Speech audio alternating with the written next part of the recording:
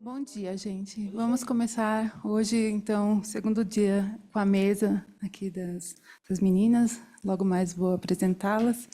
E queria agradecer mais uma vez ao Antônio pela organização do evento, ao ASB que está nos recebendo e toda essa mordomia, toda essa acolhimento, né? Eu então começo com a Camila, que é leitora da Argentina. A Camila de Souza Santos é doutoranda. Não, Camila. Ah, é doutoranda em estudos linguísticos na Universidade Federal de Minas Gerais e coordenadora adjunta no cursinho Pró-Imigrantes.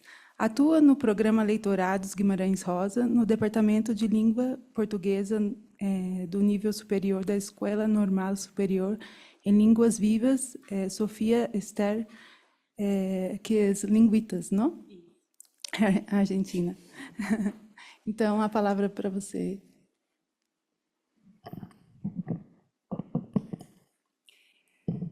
Bom dia, gente. Bom dia a todos que estão aqui. Bom, eu vou fazer uma apresentação bastante geral, vou trazer para vocês um panorama sobre o que eu tenho feito no Linguitas, por isso que eu chamo Trilhar Veredas e Tecer Redes de Experiências Acadêmicas Conjuntas. Diferente das outras apresentações das meninas com para temas mais específicos, eu vou para temas mais gerais. E essas experiências acadêmicas, elas estão em torno da formação de professores e, de forma específica, do ensino e da extensão. A gente não lida, até então, no momento, ainda não tive a oportunidade de lidar com pesquisas no Linguitas, mas esse é um horizonte futuro, né? Um desejo, né, que está aí no horizonte. Bom, eu queria começar um pouquinho com essa frase do Guimarães Rosa, que é: o real não está na saída nem na chegada, se dispõe para a gente no meio da travessia. E eu escolhi justamente essa frase para poder especificar que tudo que eu tinha feito no meu plano de leitorado não é o que eu estou realizando. Eu precisei mudar no meio do caminho, escutar as demandas e deixar que a travessia trouxesse para mim as experiências do leitorado. Então, foi no meio do caminho, e é nesse caminho, que eu estou construindo essas experiências, completamente diferente do que eu tinha planejado, porque as demandas foram outras. Bom, passando aqui, eu queria apresentar, aqui a minha apresentação ela vai nessa ordem, né? A gente vai apresentar um pouquinho o Linguitas, depois falar dos objetivos do leitorado Guimarães Rosa lá, dos projetos que eu tenho feito, né, tanto em relação ao ensino quanto à extensão, e depois o que é que o trajeto tem me indicado. Como vocês podem ver, a apresentação está em espanhol, então quis ser um pouquinho democrática. Eu vou apresentar em português, mas os slides estão em espanhol, para quem está em casa poder entender, e quem está aqui for falante de espanhol também. Bom, falando um pouquinho do Linguitas, tem um nome enorme, né? Escola Normal Superior de Sofia Esther Brocken de Spangenberg.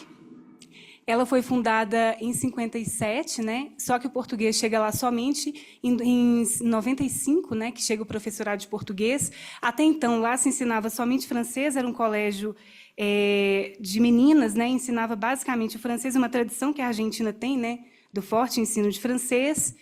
Em 2016, é criada a Lusofia, que veio logo depois de uma reformulação do plano curricular que aconteceu em 2015, é o que eu vou mostrar para vocês. Essa é uma revista da instituição que ela é mais voltada para práticas pedagógicas, ela não é uma revista científica como outras, né? Ela é uma revista de práticas pedagógicas, e eu chego lá em 2023 por uma vaga transferida da Universidade de Buenos Aires. Estava lá e foi transferida para o Linguitas. Contando que ali em Buenos Aires, na Argentina, eles têm uma tradição de terem escolas normais ainda, o que a gente não tem no Brasil, né? Então, lá você tem um pouco das escolas normais, mas, ao mesmo tempo, também você tem os professorados, que seria para a gente a licenciatura, né? A formação de professores, nas universidades também. Então, você tem os dois tipos de formação paralelo, tanto nas universidades quanto nas escolas normais. Que tem a formação em língua portuguesa na cidade de Buenos Aires é basicamente o Línguas Vivas, que é o Juan Ramón Fernández, que já tem uma trajetória bastante longa, ele é anterior ao Linguitas, e o Sofia Spangenberg, né? Não tem outros professorados de português lá na cidade de Buenos Aires. Passando aqui, esse aqui, olha, o plano de estudo, gente, como vocês podem ver, é bem extenso, né? Isso aqui eu estou mostrando para vocês só o plano de 4 anos, né? Ele tem 49 disciplinas, e é bem extenso, foi reformulado ali em 2015. Aqui, só para vocês terem ideia, eles têm 3 áreas de formação. Esse é o campo de formação geral, que são as disciplinas de educação, de filosofia, de psicologia, são muitas. Depois entram as disciplinas de língua, que a gente chama de campo de formação específica, que entram as línguas, as culturas, né, a linguística, vão entrar ali. As literaturas também entram ali nesse campo de formação específica. E tem o campo das práticas pedagógicas, que aí entram os tacheres, que para nós seriam as disciplinas de estágio, né, no Brasil. Eles fazem muito na Argentina, muito mesmo. E também a dinâmica em que funcionam esse estágio é bem diferente, porque o orientador do estágio vai com o aluno para a sala de aula. Ele fica ao fundo supervisionando. É um pouco diferente também a dinâmica, né, em relação a da gente. Então, a carga horária é essa, né? Então, eu cheguei com o desafio de ainda complementar uma carga horária que é bastante grande. Esse é o plano de 4 anos, né? Ainda tem um plano de 5 que é mais extenso. Esse plano de 4 anos habilita os professores a darem aula na educação básica, que eles chamam de primário e secundário, que para nós seria o ensino fundamental e médio, mais ou menos, porque a faixa etária varia um pouquinho nos currículos. E o plano de 5 anos habilita o professor a ministrar aulas em outros professorados. Em professorados em universidades, também, em alguns contextos, mas especialmente para poder dar aulas em professorado, se ele fizer 1 ano a mais, o plano de 5 anos, que é um pouco mais extenso, ele pode dar essas aulas, por exemplo, no Linguitas ou no Línguas Vivas, não é necessário ter formação de mestrado mínimo ou doutorado, como é no Brasil, ou aqui, né, também, né, no Equador. Bom, e aí eu cheguei lá com o objetivo de trabalhar com essa carga horária, né, que já era bastante grande, é bastante interessante, mas é grande, né, para eu poder entrar com as atividades do leitorado, e eu tinha que complementar com atividades extracurriculares, e tenho, né, o campo de formação específico e o campo das práticas pedagógicas. Eu não entro no campo de formação geral. Aí já são professores de outras disciplinas.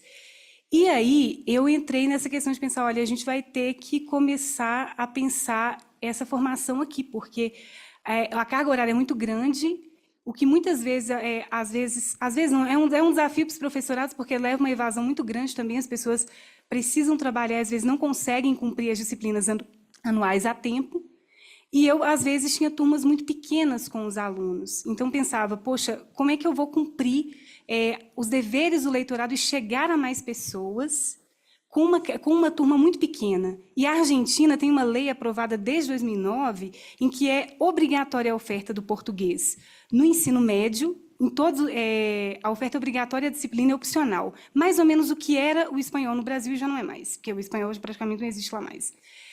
Então, em todas as províncias tem que ter no ensino médio a oferta, e nas províncias fronteiriças com o Brasil, a oferta é obrigatória desde o ensino primário.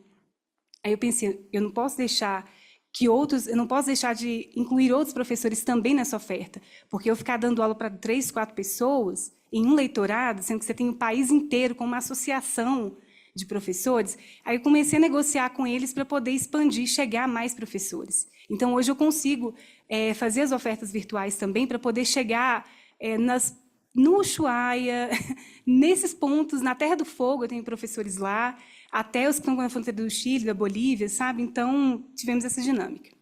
Bom, e aí, desses projetos institucionais, eu tenho sempre que observar alguns aspectos, né? O que existe no currículo do Linguitas que pode ser aprofundado, que eles não viram? Eu tenho que ter essa observação e, ao mesmo tempo, eu tenho que ver também, eu acho importante ver as demandas dos professores que estão em outras províncias. O que está faltando na sua sala de aula? Porque eu tenho que ter uma visão que eu estou lidando com multiplicadores. Então, a gente fez um levantamento, né, de necessidades fora do Linguitas, mas também eu precisei analisar o currículo. O que eles estão precisando quando vão trabalhar as culturas brasileiras? Aspectos da língua, né? Então eu fui trabalhando também em colaboração com alguns projetos que o Linguitas já tinha, que é o Cultura em Movimento. A gente fez algumas aulas especiais. Eu não vou detalhar todos os projetos, mas eu vou deixar aqui a título de ilustração, se alguém quiser perguntar alguma coisa. Então, junto com o Cultura em Movimento, a gente organiza a festa junina, né? Que lá não pode ficar sem. A Argentina aparece muito Brasil em junho. Sempre tem festa junina em tudo quanto é lugar. E trabalhar também um pouquinho e diversificar um pouquinho os tópicos, né, culturais que são trabalhados, né? Às vezes é trabalhar de uma forma um pouquinho geral, e a gente quis criar os tópicos especiais em cultura brasileira, o Brasil em diversas artes, que é uma disciplina nova que a gente criou agora.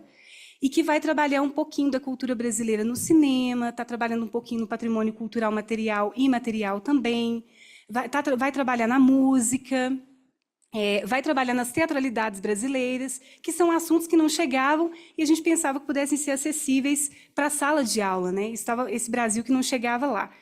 Na música, especificamente, a gente está trabalhando muito com as cantigas populares, né? A princípio de Minas, de Goiás, no interior da Bahia.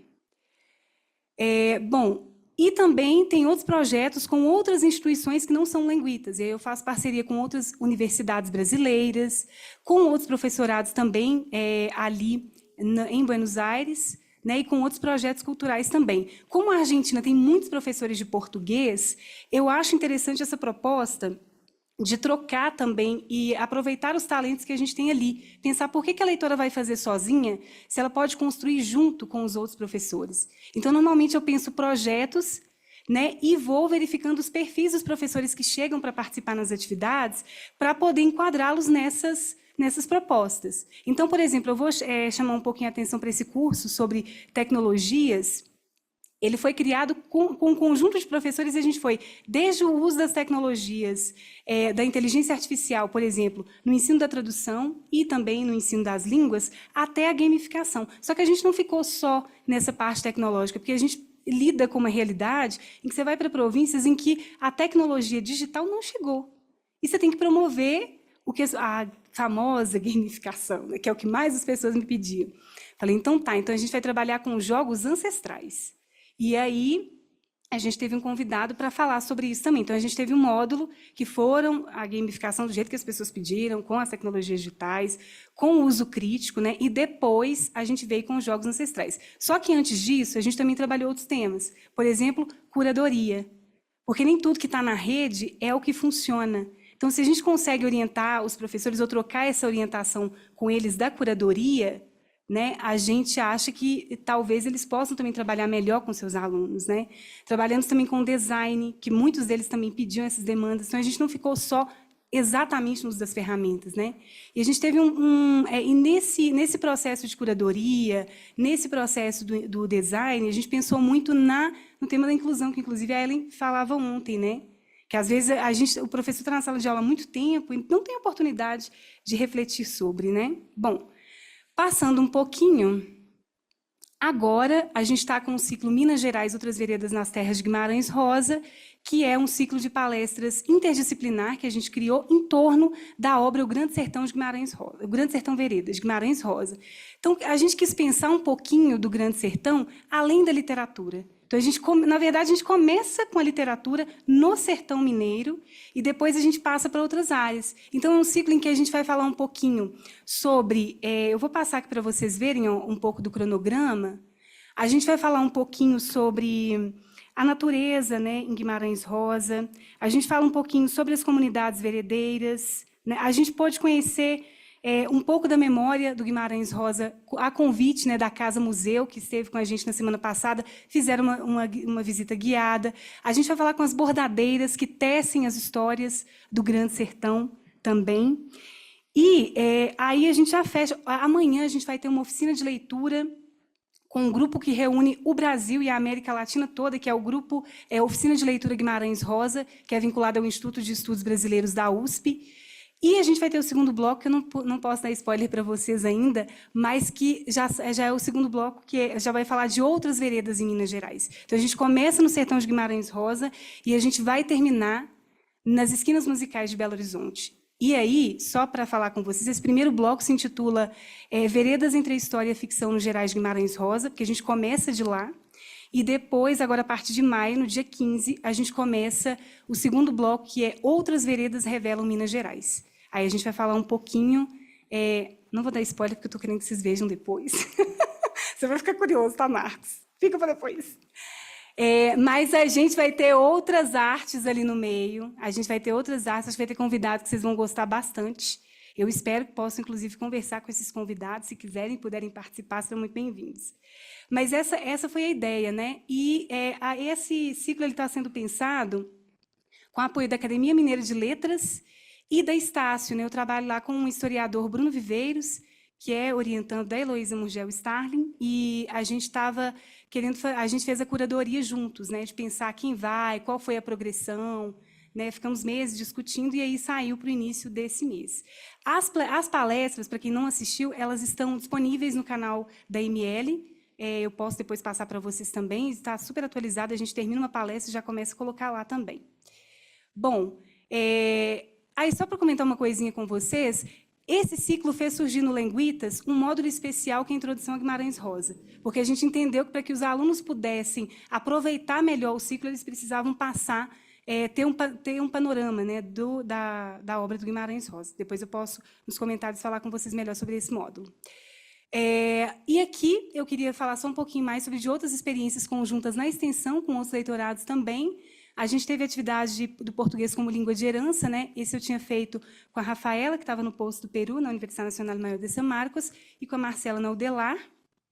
A gente teve o Encontros Entre Contos, que foi um projeto, um clube de leitura de contos com todos os leitorados da América do Sul. Esse não é exclusivo desse leitorado, é de todos. Só que eu coloquei ali porque é junto com outros leitorados, né?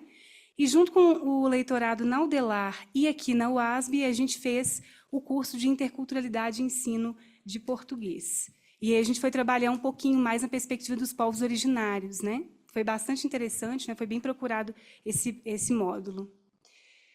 Bom, e também, né, dentro do PLH, a gente desenvolveu unidades didáticas que têm uma lógica muito diferente. Elas são voltadas para crianças, para as comunidades brasileiras que estão em diáspora, e a gente tem uma unidade temática.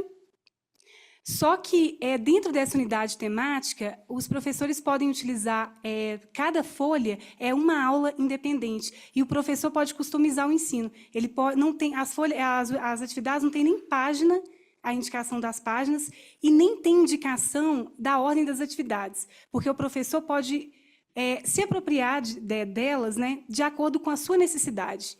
E isso por quê? Porque os contextos de PLH são assim, o ensino ele é na vivência. Então, não tinha como a gente poder engessar como é um material didático convencional, né?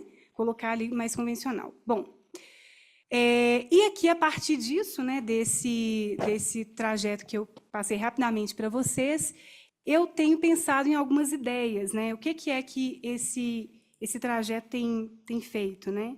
A primeira questão que eu tenho pensado é que eu preciso melhorar a comunicação entre a oferta que eu estou fazendo e o currículo do Lenguitas. Eu sempre tenho que ficar atenta para o que eles estão precisando no currículo e o que é necessário. Então, acho que eu preciso aprimorar mais isso, para ter mais a participação desse público, embora as demandas tenham suprido bem as necessidades que os argentinos estão precisando. Por exemplo, a gente teve um curso de avaliação, que era o que eles estavam precisando lá também. Então, eu tenho que manter e aprimorar e melhorar esse diálogo que eles têm também. Acho que faz falta, né, como eu estou muito no ensino e na extensão, eu acho que faz falta realizar atividade de pesquisa. Essa não é a função prioritária do Lenguitas, mas eu acho interessante a gente começar a tecer pontos, por exemplo, entre esse professorado e as universidades, para que os alunos comecem a fazer investigações mais profundas no campo da educação.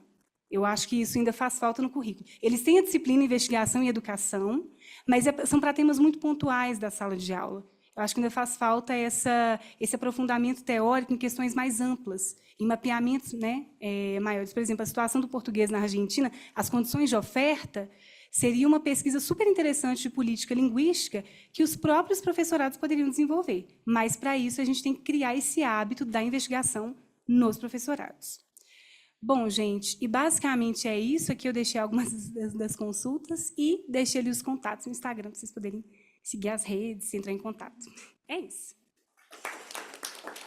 Pode tirar, por favor.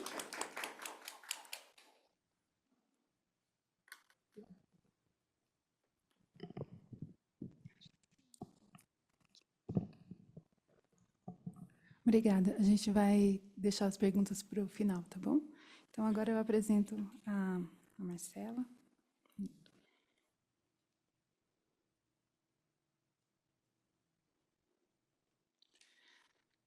A Marcela é doutora em Linguística Aplicada pela Universidade Federal de Minas Gerais e mestre pela Universidade Estadual de Campinas, a Unicamp. É bacharel em Linguística e licenciada em Letras Português pela Unicamp. Em 2019, foi professora substituta na Faculdade de Letras da UFMG. Em 2021 e 2022, cientista convidada no Instituto Internacional da Língua Portuguesa.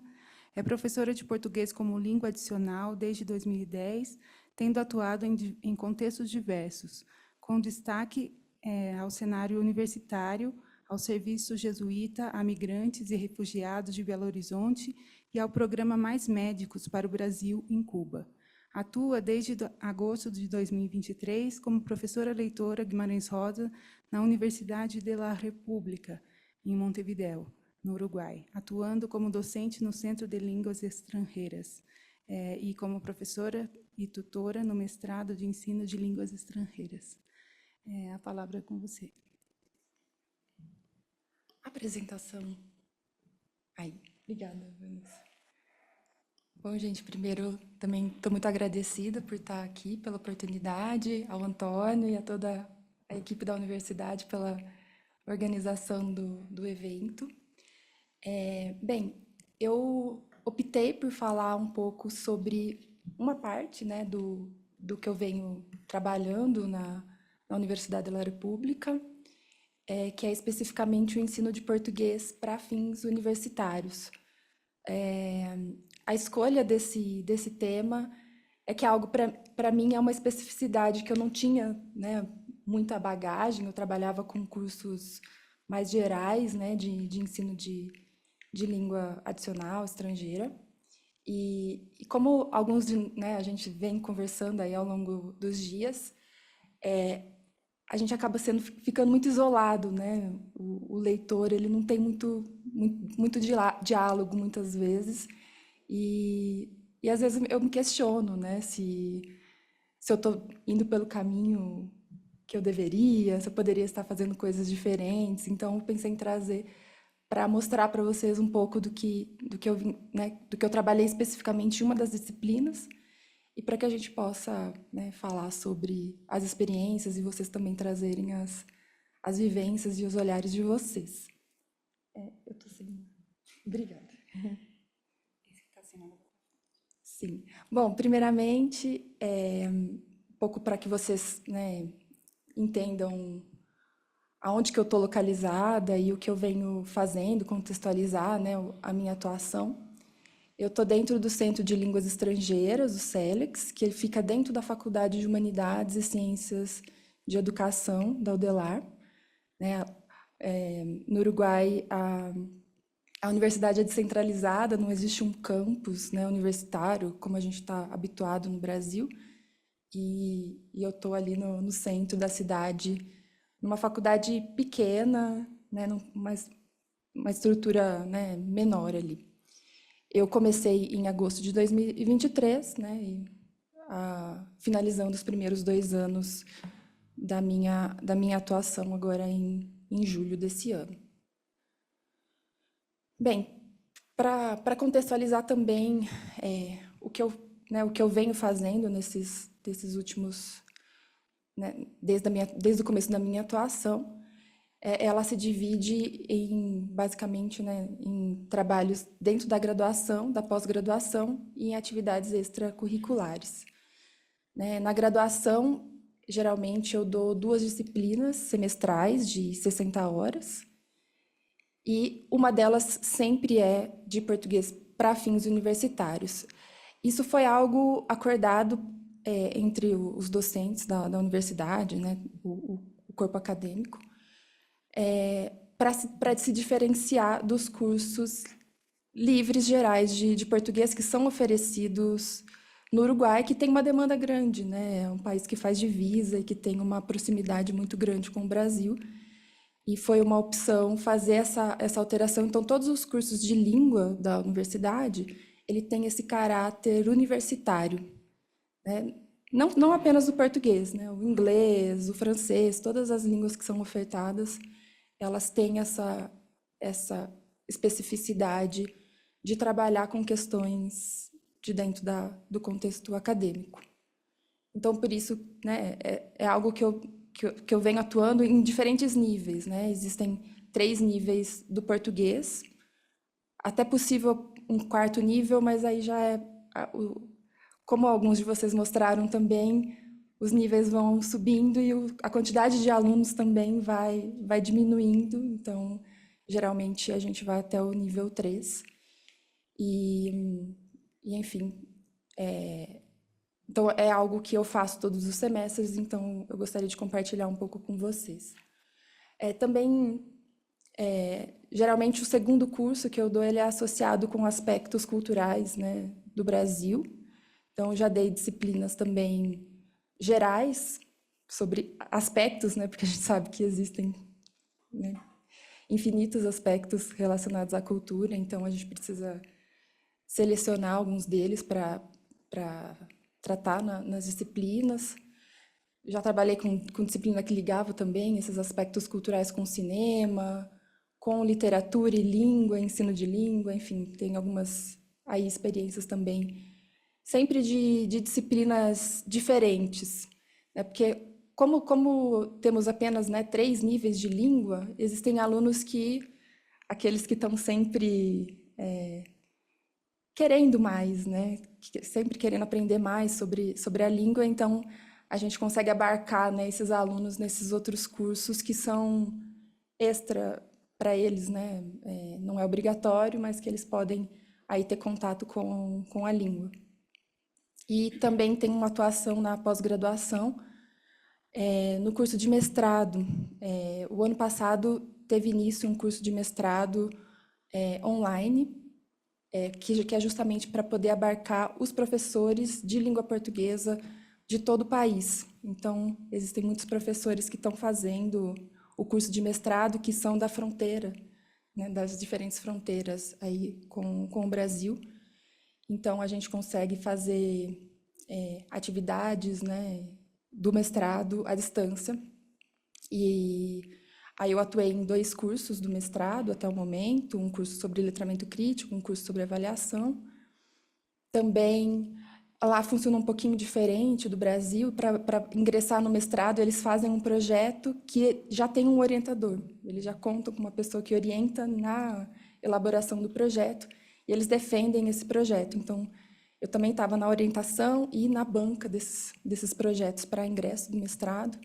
E agora, mais efetivamente, na orientação de pesquisas desse mestrado, que é em ensino de línguas estrangeiras. No meu caso, é a menção português, né?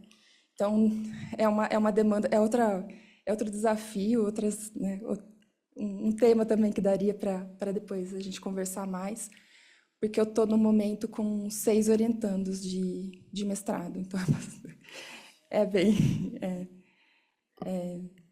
é bastante coisa. Enfim, algumas atividades extracurriculares, né? A Camila citou algumas, né, que a gente trabalhou em parceria. Enfim, esse semestre tem Clube do Livro, tem Clube de Conversação, outras coisas que a gente acaba fazendo aí no caminho.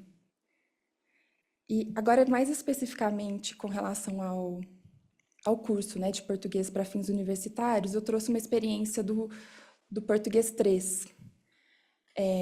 Então, aí trouxe também em espanhol, já trouxe uma parte, né, do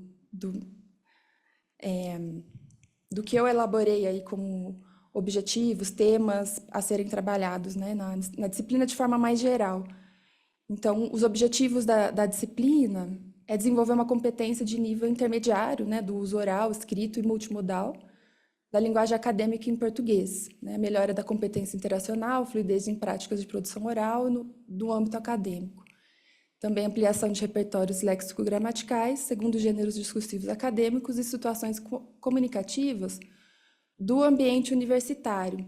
Então, questões formais e informais. A princípio, eu fiquei pensando, será que eu trabalho só com gênero acadêmico?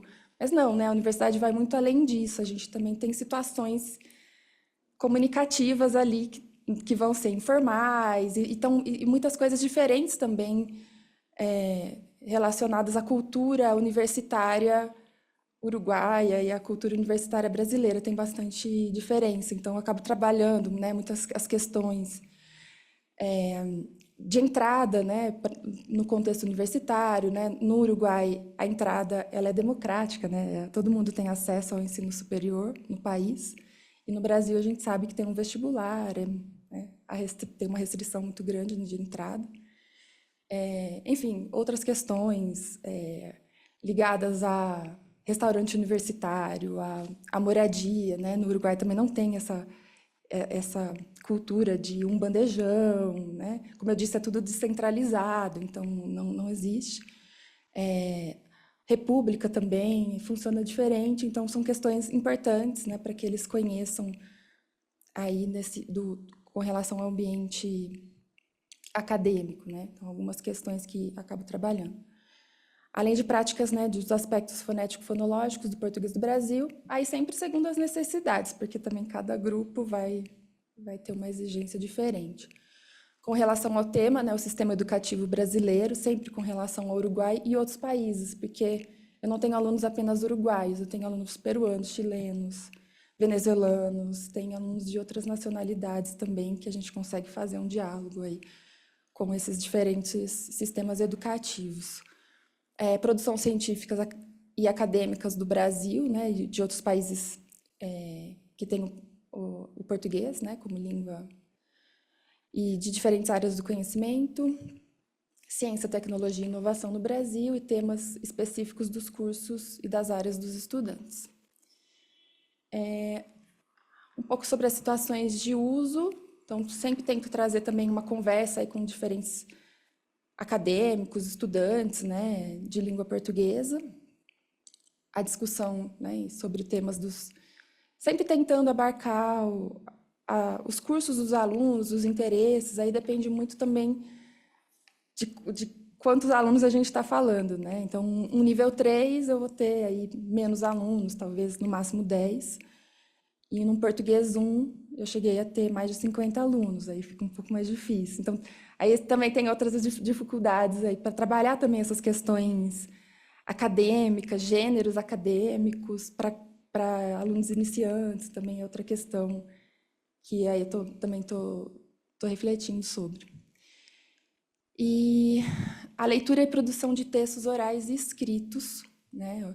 Aí gêneros que circulam nesse ambiente acadêmico-científico, aí alguns exemplos, né? Comunicação em evento científico, pôster, resumo, resenha, seminário. Nesse curso que eu vou apresentar agora, a gente trabalhou mais o correio eletrônico formal, né? O e-mail formal, currículo acadêmico, carta de motivação para estudos em uma outra universidade, que foi o fio condutor aí que eu selecionei para esse curso. Aí, os recursos léxico-gramaticais também sempre de acordo com as necessidades ali do grupo. Bom, a situação direcionadora que eu pensei, né, para planejar essas aulas foi uma questão de mobilidade, pensar que esses alunos, né, poderiam fazer um estudo de graduação ou de pós-graduação em uma universidade brasileira. Então, o que eles precisariam para se preparar para uma mobilidade acadêmica? Então, foi esse o fio condutor planejado, né? Então, aqui, para prepará-los, né, para esse objetivo, então, eu trouxe assim, só algumas atividades, algumas coisas que foram trabalhadas aí ao longo do curso, né? Então, o currículo Lattes, então, apresentar para eles que existe um currículo no Brasil que é bastante utilizado, né? Quais são as funções desse currículo, e também é um curso de língua, né? Então, os aspectos linguísticos, eles sempre fazem parte ali do curso. Então, por que fazer um currículo Lattes, né? Como fazer pesquisas nessa plataforma, como procurar encontrar acadêmicos no Brasil que trabalham com temas que eles têm afinidade, né? Então, fez parte, né, dessa preparação. Uma roda de conversa sobre pesquisadores, a escolha dos estudantes, então eles trazerem, né, a partir dessa pesquisa, desse conhecimento, desse currículo, eles puderam escolher alguns para poder também ter uma prática oral e aí apresentar também aos outros estudantes. Eles produziram também o resumo do currículo Lattes. Aí eu coloquei o Real e dos Sonhos. Aí foi uma coisa também que surgiu, né, ao longo dos cursos, porque existem alunos que são recém-ingressados na universidade, não tem, tinha uma linha o currículo Lattes, né, deles, e falar, então, imagine você daqui 10 anos, né, como que você gostaria que o seu currículo fosse composto, né? Aí ele já pensando, né, usando a estrutura do currículo Lattes mesmo, mas já imaginando eles como doutores, trabalhando, né, em diferentes universidades. Aí foi interessante. E aí eles também puderam ter uma produção escrita mais relevante, né? Também eles tiveram a oportunidade, né, de conversar, né, fazer uma entrevista com uma pesquisadora argentina que estuda no Brasil. Então, é uma colega que estava em Montevidéu e que ela teve um percurso muito parecido do que eu estava propondo ali na disciplina, né? Ela, como argentina, teve todos os estudos dela básicos na Argentina, na província de Tucumã, e ela foi para o Brasil para fazer a graduação e acabou ficando, fez os estudos de mestrado e está no doutorado atualmente. Então, ela pôde... Os alunos puderam perguntar das experiências para ela, né? Todos os anseios que eles tinham, né? Porque ela passou por isso, né? Então, eles tiveram essa oportunidade de preparar a entrevista e ter essa troca com ela. Inclusive, ela é professora também de português para estrangeiros, é da mesma área. E também eles tiveram a oportunidade, aí a pessoa do programa de mobilidade com quem eles perguntaram, fizeram perguntas, não estava fisicamente, mas eles perguntaram sobre como que é o processo de seleção, geralmente, para poder ingressar, né, numa universidade por meio de algum programa de mobilidade. Então, aí ela também foi dando dicas, né, aí com relação carta de motivação, entrevistas. Então, eles foram perguntando, porque foram gêneros que a gente foi trabalhando ao longo do curso e que eles puderam saber mais do lado da pessoa que está avaliando, né? O que é privilegiado ali na avaliação, o que é levado em conta, para que eles pudessem se preparar para esse momento. E depois eu trouxe algumas tarefas que a gente trabalhou. Eu não vou ter muito tempo, enfim, mas só para vocês... Não vou ler tudo, né? Mas para vocês terem uma ideia, depois eu posso compartilhar. Então, a primeira, eles escreveram uma carta de motivação. A gente trabalhou com o gênero, enfim.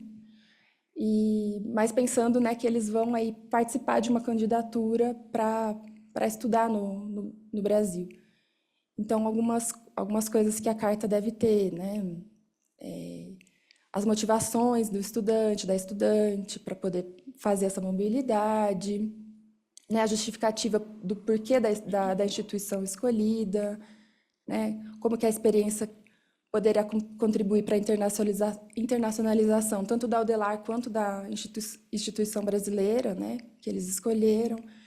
E alguns passos sugeridos, né, para eles escolherem uma universidade. A gente fez também um trabalho, né, entrou nos sites das universidades para ver, porque assim é um mundo, né, muita informação. A gente trabalhou também para que eles pudessem encontrar aí os caminhos para poder fazer essa pesquisa, né, e encontrar aí áreas de interesse, de afinidade, né, linhas de pesquisa, né, que eles gostariam de fazer parte para poder aí preparar essa carta de motivação. E depois também a gente trabalhou com a parte oral, né? Uma entrevista para que eles... Aí pensando mesmo nessa seleção completa, uma carta de motivação e depois, posteriormente, uma entrevista em que eu fiz uma conversa com eles, individual, para complementar, né, as informações trazidas na carta, o que geralmente acontece, né, nesse tipo de programas de mobilidade, em que a gente falou sobre aí diferentes questões aí que foram além das informações da carta, para que eles pudessem complementar oralmente e ter essa avaliação oral também. E depois, finalmente, eles foram selecionados, né? Aí é uma situação fictícia, Mas eles foram selecionados para estudar na universidade que eles estavam pleiteando a vaga, e aí precisariam entrar em contato com um professor, uma professora, para orientar os estudos no Brasil. E aí eles iriam escrever um e-mail, né, se apresentando e falando, pedindo, né, uma primeira conversa aí com esse pesquisador. E aí eles, né, precisaram aí fazer tudo aquilo que a gente trabalhou, né, pesquisar um site de uma universidade, procurar um professor de uma área que ele gostaria de se aprofundar, né, entrar no currículo Lattes do professor até para falar, né, olha, eu vi que você trabalha com determinada temática, né, e eu tenho interesse nesse tema. Então, seria uma forma aí de finalizar a proposta, né, dessa mobilidade aí. E é basicamente isso, meu tempo exatamente acabou agora, e é um pouco da experiência que eu tive, os alunos gostaram, acho que foi interessante, assim, não só para eles também se prepararem, né, para um eventual, né, uma eventual intercâmbio no Brasil, mas também para outros países, né? Eu acho que quando a gente trabalha essas questões, se ele for pleitear uma vaga em um país de língua, não sei, diversas, aí ele já tem aí um caminho né, conhecido ali para poder se preparar para esse tipo de situação.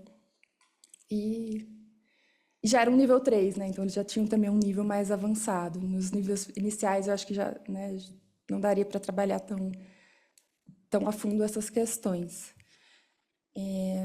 Mas é basicamente isso, a experiência, e eu agradeço. E a gente pode depois conversar mais sobre isso. Obrigada, gente.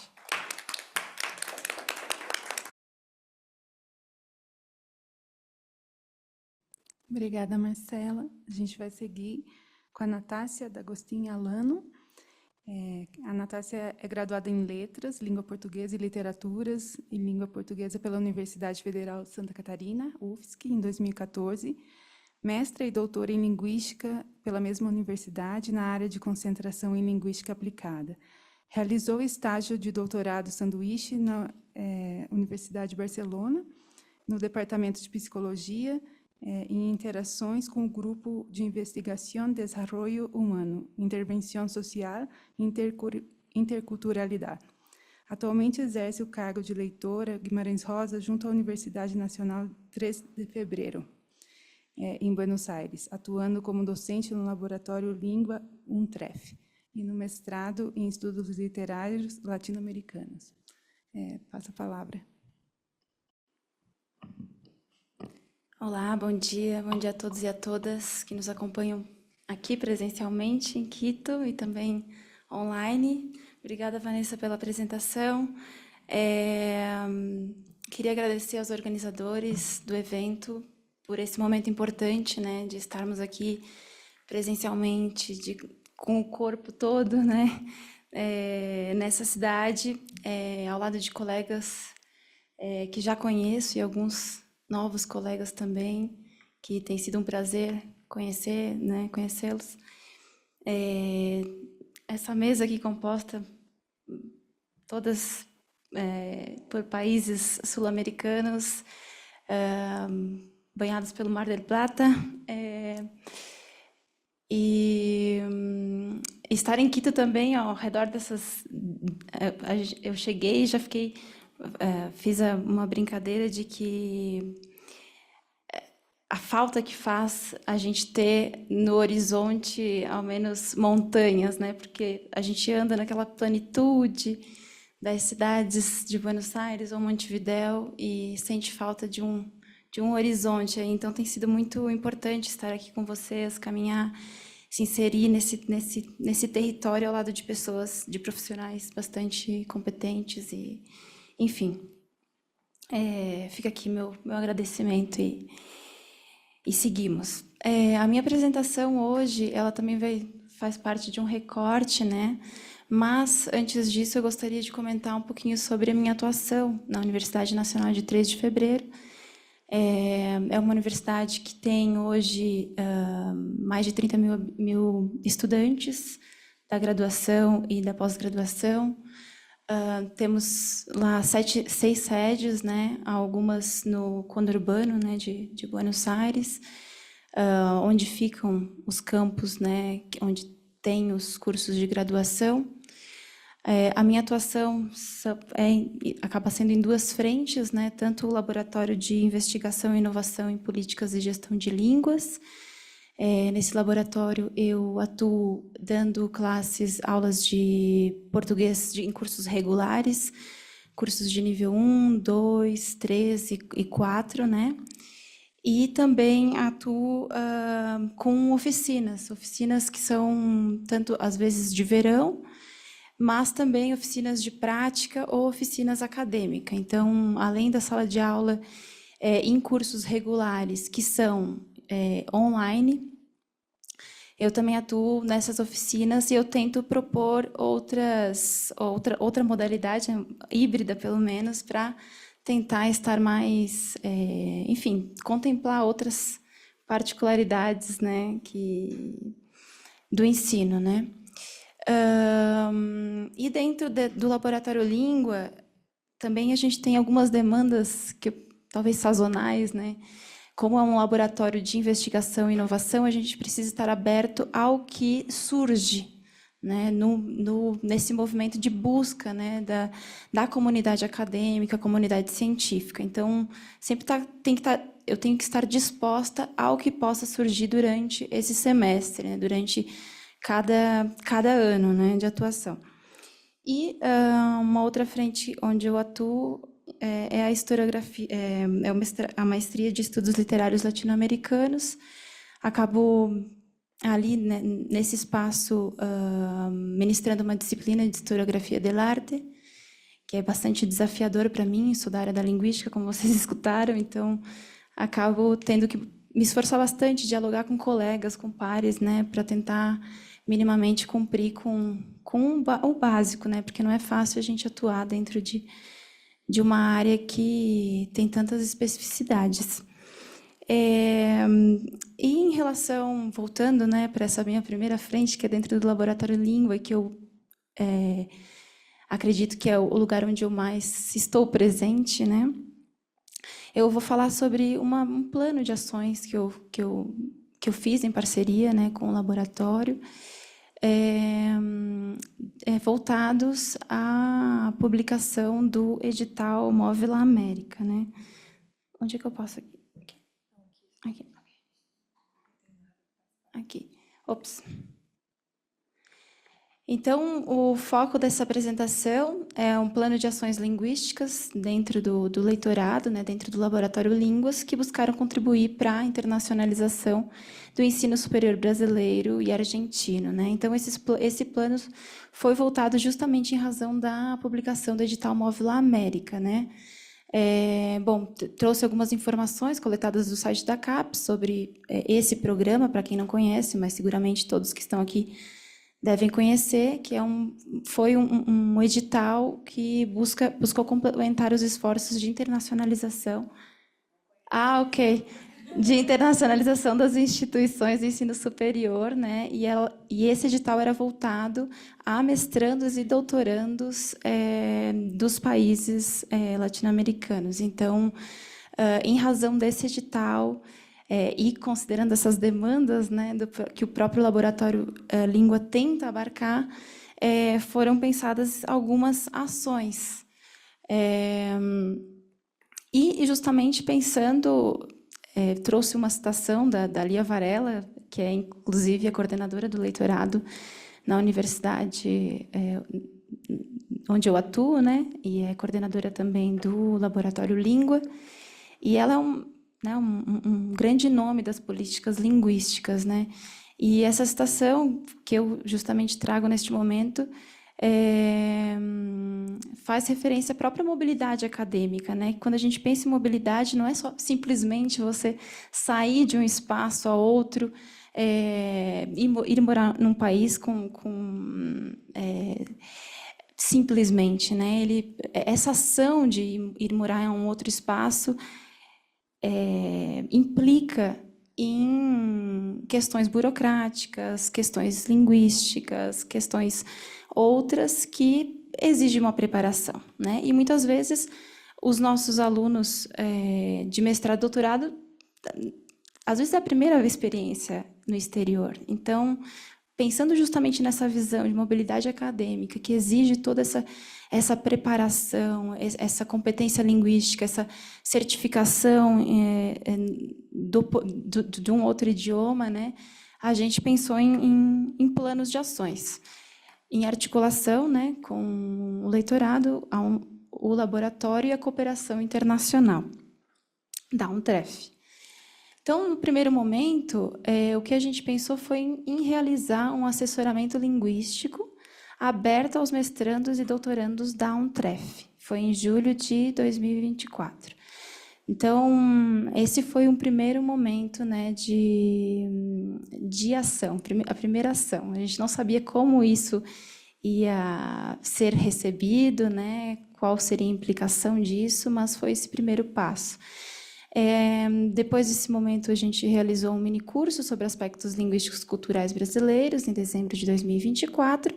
E, por último, a nossa última ação foi um curso de verão de português nível 1, sobre aspectos socioculturais e vida acadêmica. Isso foi agora em fevereiro de 2025.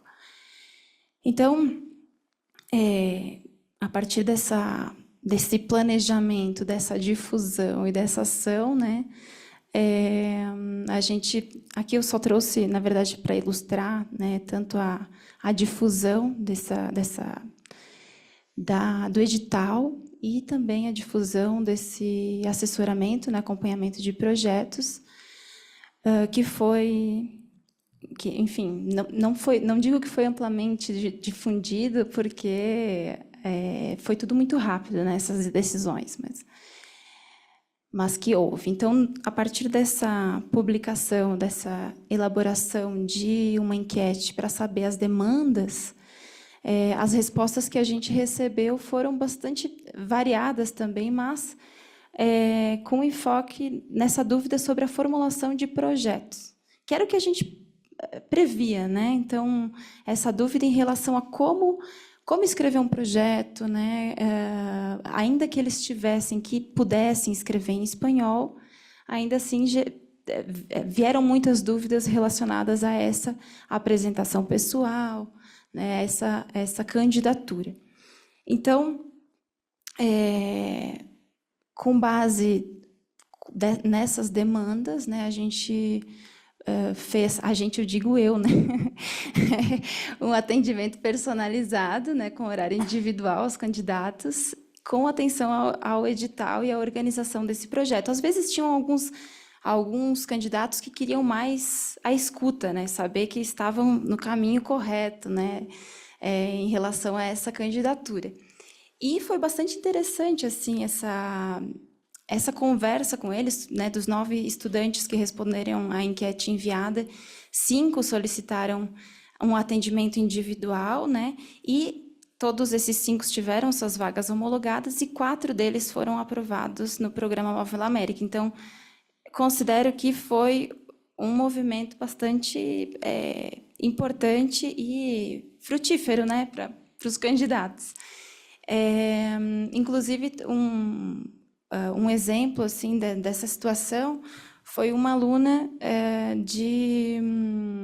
que queria muito né, se candidatar ao edital, e quando eu perguntava para ela sobre, bom, então vamos tentar conversar para ver né, qual a tua pesquisa, né, tentar entender as particularidades da pesquisa, e ela dizia, eu não tenho nada que ligue com o Brasil. Tá, então vamos pensar nas questões metodológicas, porque podemos encontrar um caminho aí nessas, né, pensando mais nas questões metodológicas mesmo, não necessariamente no tema, né?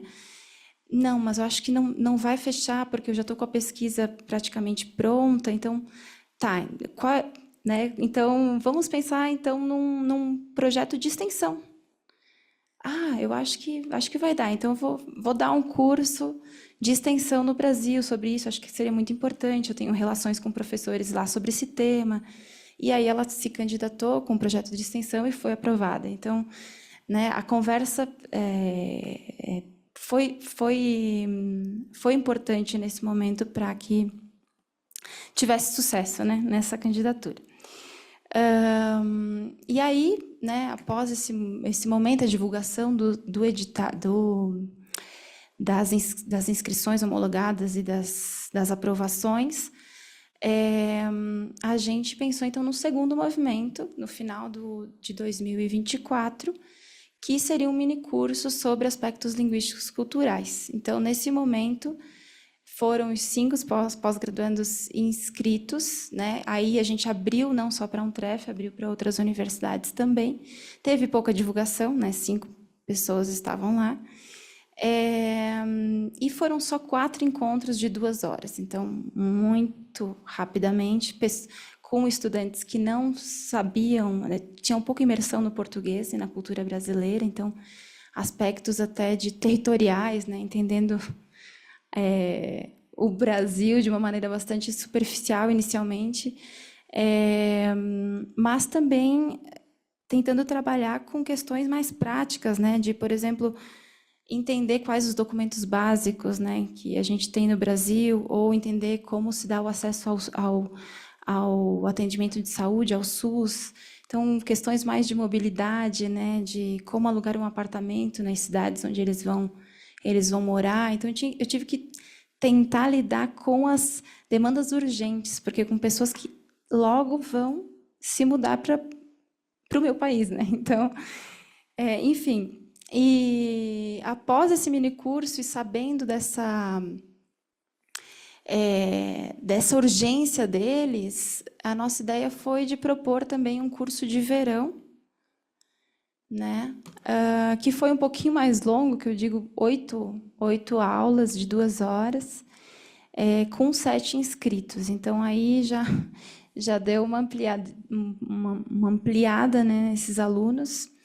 E o foco também foi, né, nos aspectos socioculturais e na vida acadêmica. Então, eu acho que é muito interessante, porque a Marcela apresentou primeiro aqui sobre uma hipotética mobilidade acadêmica, e coincidiu muito com a proposta que eu fiz durante esse curso de verão, né? Trabalhando com os gêneros complexos e cotidianos ao mesmo tempo, porque eram estudantes que não tinham muito contato com o português. Então, como lidar, como equilibrar de uma maneira em que esses estudantes vão imergir na esfera acadêmica, eles ainda não sabem português, né? Não digo não sabem, entre aspas, né? Mas tem que saber lidar com gêneros cotidianos, mas ao mesmo tempo com os gêneros complexos. Eles vão ter que sentar lá na sala de aula, escutar um professor discutindo questões acadêmicas profundas, né? Reflexões bastante teóricas. Então, como lidar com essa demanda? Então, foi bastante desafiador, e também desafiador porque foram estudantes que foram porque acho que quase todos já estão no Brasil, né? Que foram para lugares muito distintos, né? Então, 2 foram para a Universidade Federal de Santa Catarina, que eu tive muita sorte, porque conheci, inclusive, os orientadores dessas alunas. Uma foi para a Universidade Federal do Paraná, 2 foram para a Universidade Estadual do Rio de Janeiro, na verdade, para a Universidade Estadual do Rio de Janeiro e outra para a Universidade Federal do Rio de Janeiro, e 2 estudantes para a Universidade Federal da Paraíba. Então, eu tentei articular bastante com esses espaços, né, tentando usar esse caminho pelo acesso aos sites das universidades. Também trabalhei com aspectos culturais, musicais desses lugares, tentando acompanhar, trabalhar com questões fonéticas também, né, fonológicas, questões de sotaque, enfim. As particularidades linguísticas, né, porque quando eu estou falando aqui sobre o curso de verão de português, não somente a gente trabalhou com questões práticas de mobilidade, mas também com o português, né, ensinando desde o básico. O meu material que eu usei de ponto de partida foi o livro Mano a Mano, e tentando articular com outros materiais também. Enfim. E aí aqui eu trouxe alguns relatos, né, sobre as propostas, porque ainda que a gente, no caso, pela tentativa de compreender se as propostas foram de fato efetivas, né, ainda que os números mostrem que tenha sido, mas aqui eu trago alguns relatos desses estudantes, né, que comentaram sobre esse movimento de assessoramento, minicurso e curso de verão. Então, na voz deles, vou ler só o que está em negrito, né? Além de aprender português, conhecemos muitos aspectos da cultura e da vida universitária. As atividades entre encontros estavam dirigidas a poder nos orientar na nossa experiência no Brasil, e isso foi muito interessante. Las instancias ofrecidas fueron contundentemente útiles para adquirir herramientas idiomáticas de lectoescritura y conversación del portugués, y particularmente me sirvieron las recomendaciones personales para armar mi postulación. Después, me parece muy importante poder continuar con estas propuestas y, de ser posible, darles más espessor. Se poderia armar algo mais adelante com ex-becários. Então, essa proposta a gente já está colocando, pensando, né, porque teremos ex-bolsistas, então acho que seria uma coisa muito interessante de propor, né, para os novos que vêm aí, esse diálogo da experiência, né? E, por último, tanto o assessoramento individual para mi postulación como el curso de verano me fueron muy útiles. Respecto a la instancia de asesoramiento individual, me resultó fundamental para despejar dudas, pensar el proyecto a presentar, para ganar confianzas y darme ánimo. Y por último, estuvieron muy bien orientados del ámbito académico, por lo que fueron muy útiles tanto en lo que respecta tanto al ambiente universitario en general como a la comprensión lectora y escritora. Bem, era isso, assim, foi recorte sobre essas experiências. E só para tentar finalizar aqui, lembrar que, por mais que a gente chame isso de práticas que buscam a internacionalização, a gente sabe que dentro do leitorado tudo que a gente faz acaba tendo um papel de internacionalização, né? Então, os autores que nós trazemos em sala de aula, os pesquisadores que convidamos para conversar com os nossos alunos, colocar em diálogo universidades, por exemplo, aqui com o Antônio, a gente fez algo interessante enfim, meus alunos de mestrado escreveram os seus ensaios finais e foram publicados, alguns deles, né, foram publicados na revista aqui da universidade. Então, isso tudo são passos para a internacionalização e outros projetos tais que não vêm ao caso aqui. Então, é isso, gente. Obrigada. É isso. Obrigada.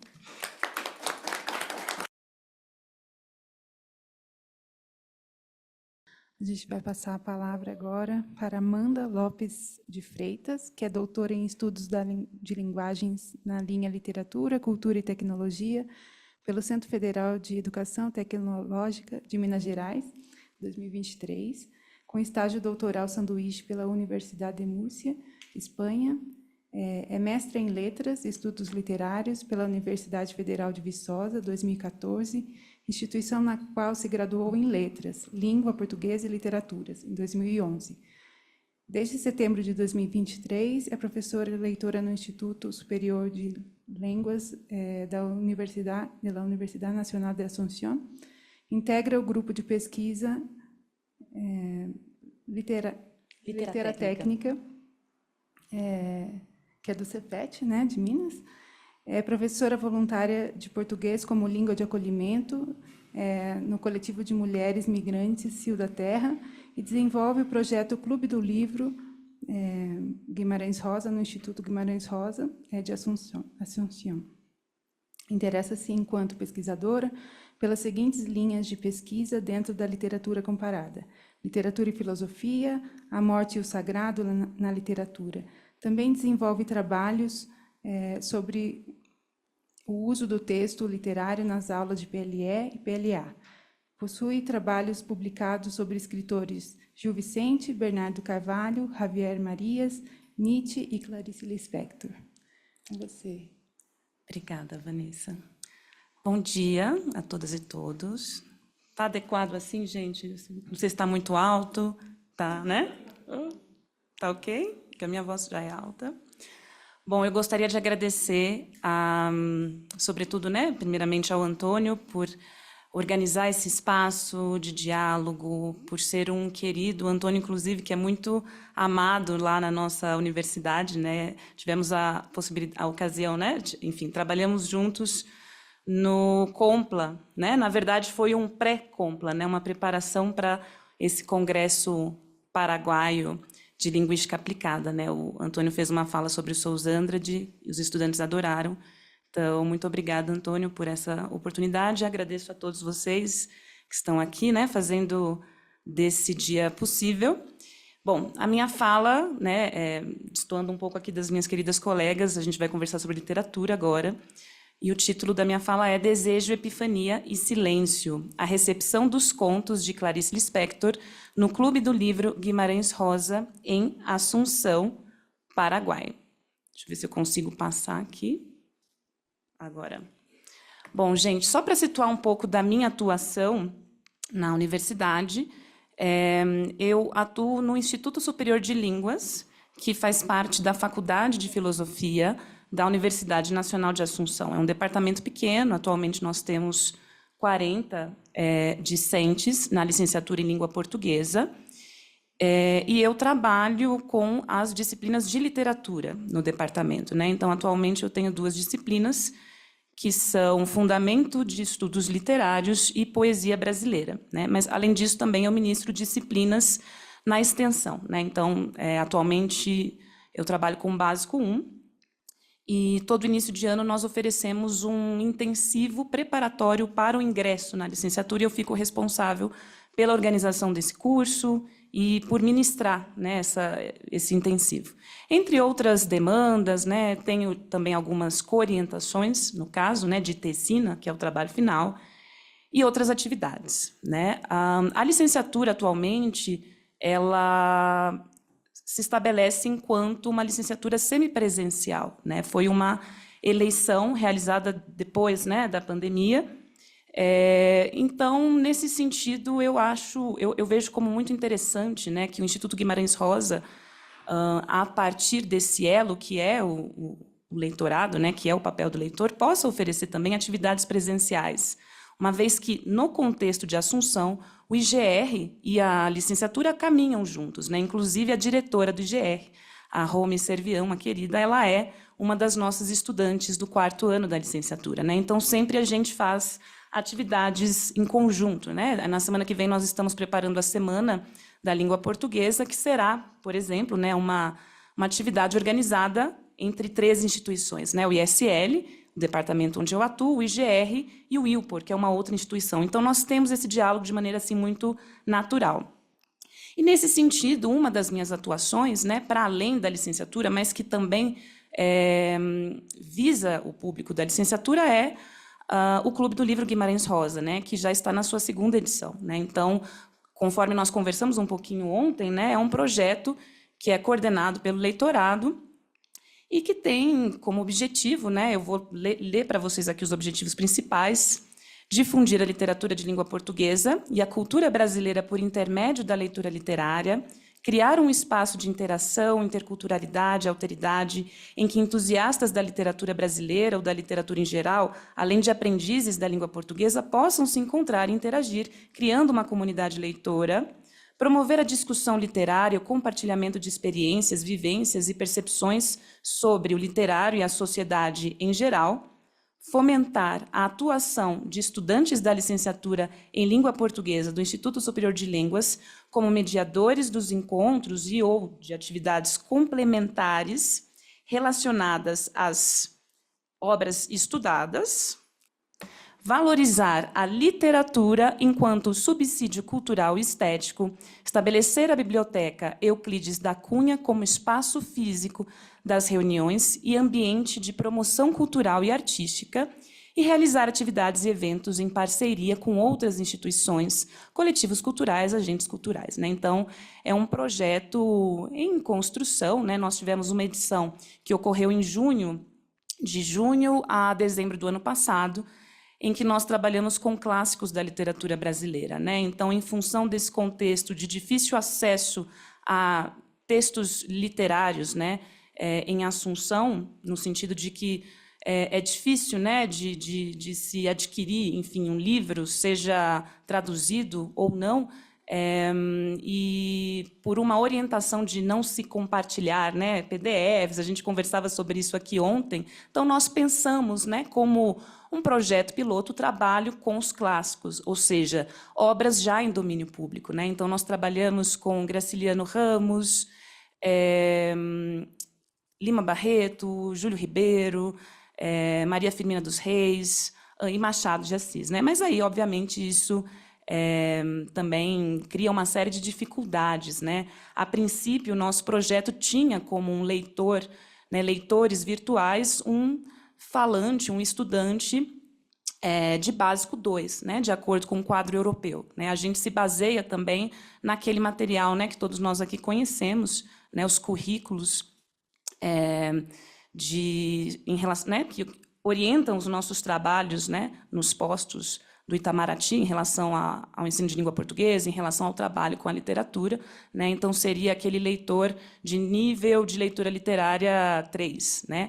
A gente pensou nesse leitor, nesse perfil a princípio, né, em função da dificuldade do trabalho com o texto do século XIX, do século XX. Então, essa atividade ela já aconteceu, né, ela já foi finalizada no ano passado, e aí, para este ano, né, em função da chegada da nossa querida Maria Eduarda Padilha Peixoto, que é uma estudante da Universidade Estadual do Mato Grosso do Sul, que veio até Assunção para realizar o seu estágio PIBIDIM, né? Eu tive a oportunidade de ser uma espécie de co-orientadora, né? Então, nós pensamos em fazer uma segunda edição do Clube do Livro, mas contemplando os meses de estadia, né, da estudante na nossa instituição. Então, algo em torno de 2 meses e meio. E aí nós escolhemos, então, a Clarice Lispector, né, como o nosso objeto de estudo, né? Estudo porque, né, é um clube de leitura, mas a gente também trabalha um pouco de teoria, assim, né, por tabela. Então, a gente pensou num formato mais breve, né, de 6 encontros, trabalhando 5 deles com contos da Clarice e finalizando com a leitura do romance A Hora da Estrela, né? Então, nós tivemos aí um feriado e ficamos 2 semanas sem nos encontrarmos, e, a partir disso, a gente pensou que seria um tempo viável para que os participantes pudessem, né, ler A Hora da Estrela. E a gente escolheu a Clarice Lispector porque é uma escritora que chega no Paraguai, né, de certa forma. Então, apesar de todas essas dificuldades que eu comentei aqui com vocês ontem, né, lá nós temos pelo menos uma livraria onde é possível encontrar os contos, todos os contos traduzidos da Clarice, né? Então, tendo isso como uma premissa, né, então é isso, né? Vocês conseguem adquirir, né? E então isso já não seria um problema, né? E a partir disso nós pensamos então nesse formato e não estipulamos um público no sentido de uma limitação com relação à proficiência. Enfim, a gente deixou em aberto, né? Até porque, né, como muitos de vocês sabem, o Paraguai é um território bastante interessante no que diz respeito, né, a esse conceito de nivelamento, de proficiência linguística, porque nós temos falantes que vêm desse contexto de fronteira, né, que já consomem cultura brasileira e também literatura brasileira desde de crianças, né, desde que nascem. Nós temos também muitos diálogos culturais, né? Então é um contexto assim bastante interessante nesse sentido, né? E por fim, então, a gente começou as nossas atividades. Essa é a Maria Eduarda, né, a nossa orientanda, uma das facilitadoras, né, mediadoras do encontro. Na segunda foto, nós sorteamos um livro, né, A Hora da Estrela para finalizar o Clube do Livro. Aqui nós temos uma foto do nosso primeiro encontro, em que nós trabalhamos o conto Felicidade Clandestina. E aí, nesse primeiro encontro, né, para fazer jus à proposta do projeto, né, que é o trabalho com Clarice Lispector e o modernismo brasileiro, né, então a gente insere a Clarice dentro dessa tradição literária cultural também, nós fizemos aí uma breve apresentação sobre, né, o modernismo brasileiro, né, então, todos esses períodos, né, enfim, históricos e culturais. Então, foi uma decisão aí de trabalhar com um conto apenas para ter mais tempo aí de diálogo nesse sentido. Aqui uma foto do nosso segundo encontro, em que nós trabalhamos os contos Os Desastres de Sofia, Legião Estrangeira, né? Nós optamos pelo trabalho com 2 obras, né? Então, as coletâneas Laços de Família, de 1960, e Felicidade Clandestina, de 1971, além, né, da A Hora da Estrela, que foi aí a finalização, mas hoje eu só vou apresentar para vocês o trabalho com os contos, né? Uma foto do nosso terceiro encontro, em que trabalhamos com os contos Perdoando Deus e O Primeiro Beijo.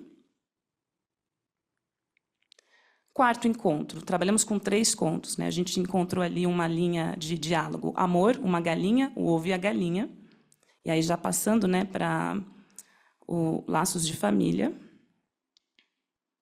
E, por fim, os contos, né? Os Laços de Família e o Búfalo. Nós encerramos aqui, e aí, dali, né, tivemos um intervalo e passamos ao trabalho com A Hora da Estrela, né? Então, aqui só para constar, né, a foto aí do nosso encerramento, que foi, inclusive, neste sábado. Por isso que é um trabalho que está em desenvolvimento, né? Tudo muito recente. Bom, só para comentar um pouco, então, do nosso público. O nosso público é formado aí...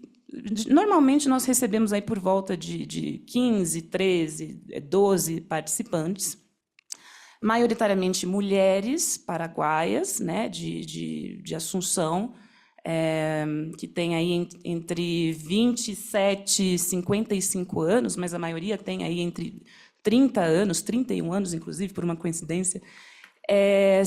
Temos a participação de um jovem, né, um rapaz, que é docente, né, e é um colega dos trabalhos do IGR. Todos esses participantes, de alguma forma, já conheciam os trabalhos do Instituto Guimarães Rosa, né, ou por serem alunos dos cursos de língua, ou por já terem participado de talheres de poesia oferecidos pelos diplomatas, ou pelo próprio Clube do Livro, na primeira edição. São participantes que já tinham interesse pelo gênero conto, e que já conheciam a Clarice Lispector. Apenas um desses participantes não a conhecia. Mas nós tivemos a oportunidade de trabalhar com um questionário misto, né, que é parte aí do projeto de se explorar, né, essa atividade para outros projetos, né, outros formatos de apresentação, enfim. Boa parte desse público pôde responder ao questionário que a gente apresentou, com perguntas fechadas, abertas, né? E aí, nesse questionário, dentre os nomes de escritores que esse público consumia, surgiu Gabriel Garcia Marques como contistas, né? Então, muitos já tinham esse interesse, né, pela literatura. Em relação à literatura brasileira, havia muitos, né, assim, houve 2 referências a Machado de Assis e a Natália Polesso, que é uma escritora que eles gostam muito lá, que nós tivemos a oportunidade de trabalhar tanto na licenciatura quanto no talher de contos. Então, já é um público entusiasta da literatura, né? Inclusive, no nosso questionário, né, qual o seu objetivo? Né? É a prática do idioma, fazer amizades, etc. Não, é o próprio desejo, né, de se falar de literatura, né, de viver a experiência da literatura. E aqui eu trouxe um quadro para vocês, tentando sintetizar um pouco dos temas que surgiram ao longo dos nossos encontros, né? Eu vou ler aqui, porque eu não consigo enxergar, né? Mas eu tenho aí o título do conto, algumas palavras-chave, temas ligados à poética da Clarice Lispector e temas ligados à cultura brasileira ou paraguaia, né? Porque, no fim das contas, a gente sempre acaba trazendo para essa noção, né? Então, embora a gente eventualmente trate de algum conceito literário da poética clariciana, né? Vamos falar sobre epifania, vamos falar sobre os animais enquanto signos na poética clariciana, vamos falar sobre o fluxo de consciência, ou sobre as imagens religiosas da tradição judaico-cristã. Então, a gente traz esses elementos, eles gostam, na verdade, né? Mas a gente sempre tenta trazer para um espaço mais do subjetivo e também do político, né? Então, de certa forma, a gente acaba também discutindo política e discutindo, enfim, as nossas subjetividades, né? Bom, para vocês observarem, então, né, nós, no trabalho com felicidade clandestina, que foi o nosso primeiro tema, né, a gente conversou sobre desejo, inveja, infância, vingança, leitura, né, e alguns temas aí, né, ligados à poética da Clarice, a epifania, o fluxo de consciência, a própria infância. Em relação à cultura brasileira, nesse primeiro encontro, como foi o encontro de abertura, nós tivemos a oportunidade de conversar sobre o modernismo brasileiro, né, e esse contexto sociopolítico. Depois nós trabalhamos aí com os desastres de Sofia, né, em que nós tratamos aí de temas como a infância, primeiro amor, auto-engano. Em relação à poética clariciana, a gente falou sobre a construção do eu, ritos de passagem, né, que, como vocês sabem, né, é um tema recorrente na poética dela. E assim por diante. Gente, meu tempo está se esgotando aqui, né, mas só queria chamar a atenção para vocês para alguns encontros aqui, né, a partir de O Primeiro Beijo, né, em que nós tivemos a oportunidade de trabalhar aí em relação a temas ligados à cultura brasileira e paraguaia, construções do masculino, maternidade, era um tema que surgia em praticamente todos os encontros a partir de então, através do conto Amor, né? Novamente, nós falamos sobre o papel da mulher na sociedade brasileira e paraguaia. No conto Uma Galinha, novamente, retomamos aí a questão dos papéis de gênero. Deixa eu passar aqui para vocês. O Ovo e a Galinha, a religiosidade, oralidade, símbolos culturais, os laços de família, né, patriarcado, papel da mulher na família e, mais uma vez, maternidade. Então, a maternidade foi um tema bastante recorrente nas nossas discussões. Depois eu posso, né, disponibilizar para vocês darem uma olhada aí mais de perto. E aí eu queria comentar com vocês, compartilhar um pouco das impressões dos participantes, né? Na nossa pesquisa, nós fizemos algumas perguntas, como, por exemplo, em relação à seleção de contos do Clube do Livro Clarice Lispector e o Modernismo Brasileiro. Conte-nos qual deles você mais gostou, por qual motivo, né? Então, a gente vai ver algumas respostas. Uma outra pergunta: alguns dos contos lidos em nosso clube fez com que você pensasse sobre a realidade social, cultural, histórica do seu país de origem? Conte-nos a sua experiência. E uma terceira pergunta: alguns dos contos lidos em nosso clube fez com que você refletisse sobre suas próprias experiências de vida? Compartilhe conosco um pouco de sua experiência. Trouxe aqui algumas respostas que eu considerei bastante interessantes. Então, eu tenho aqui, em relação à pergunta 1, da M, de 50 anos, paraguaia. Ela diz o seguinte: gostei muito do Búfalo. Além de gerar debate no nosso encontro, também teve conotação psicológica forte em cada animal presente na obra. Não modifiquei as respostas, tá, gente? Então, saí a mistura de sentimentos e emoções, como se fosse um campo magnético de diferentes cores e energias. Olha que coisa maravilhosa, gente. Muito mística. Depois, nós temos aí de L, 31 anos, paraguaia. Acho que o Ovo e a Galinha, porque despertou muito mistério em nós e a conversa ao redor foi muito profunda e íntima. Talvez por isso seja um conto mágico e tenha esse poder de despertar coisas que nem nós imaginávamos. Por fim, a 55 brasileira. Sim, amor traz muito essa ideia do que é esperado de uma mulher. Cuidar da casa, dos filhos, manter tudo em ordem, sem espaço para se escutar de verdade. Isso me fez pensar em como essas cobranças ainda estão presentes na cultura do meu país, né, pensando no Brasil, como às vezes a gente se esquece de nós mesmas tentando cumprir todos esses papéis. Mais algumas respostas. Em relação, né, à realidade, aqui acho que eu cometi um errinho, mas depois eu corrijo e compartilho com vocês, né? L, de 31 anos, paraguaia, diz, né, sobre esse contexto paraguaio, né? Bom, acho que perdoando Deus, porque no meu país, o tempo todo tem um rato atrapalhando a efímera felicidade. E o tempo todo temos que estar negociando com Deus. Gente, o humor paraguaio é maravilhoso, né? Vale a pena conhecer. F, de 31 anos, paraguaia, disse assim, em relação também a esse contexto: acho que todos os contos são portais que nos levam a pensar e refletir sobre muitos aspectos. O conto O Primeiro Beijo me fez enxergar e pensar muito na pressão social que os homens sofrem. Isso foi muito bacana, porque a gente também conversou muito sobre essa perspectiva da performance do masculino, né? Que esse conto enseja bastante essa discussão. Principalmente na adolescência, considerando também que aqui no Paraguai ainda temos uma sociedade muito machista. O conto Amor, por sua vez, fala da situação da mulher na sociedade tradicional, quando ela se torna uma dona de casa e deixa para trás seus sonhos e sua vida antes do casamento, chegando a esquecê-los, além de se afastar até dos próprios pensamentos. Isso faz pensar muito sobre o papel da mulher na sociedade, as expectativas que as pessoas têm delas e, principalmente, sobre a sua liberdade. Para finalizar um pouquinho da pergunta 3, sobre essa identificação mais subjetiva, me senti identificada um pouco com laços de família ao chegar à idade de lidar com os problemas da velhice dos pais. Isso mexeu muito comigo e acho que com vários leitores aquele dia, né? M, Paraguaia, 50 anos. Acho que todos nos removem um pouco a alma de um jeito muito íntimo e profundo. Me fez pensar muito em minha experiência de criança e também na existência de um jeito atemporal. L, 31 anos, Paraguaia.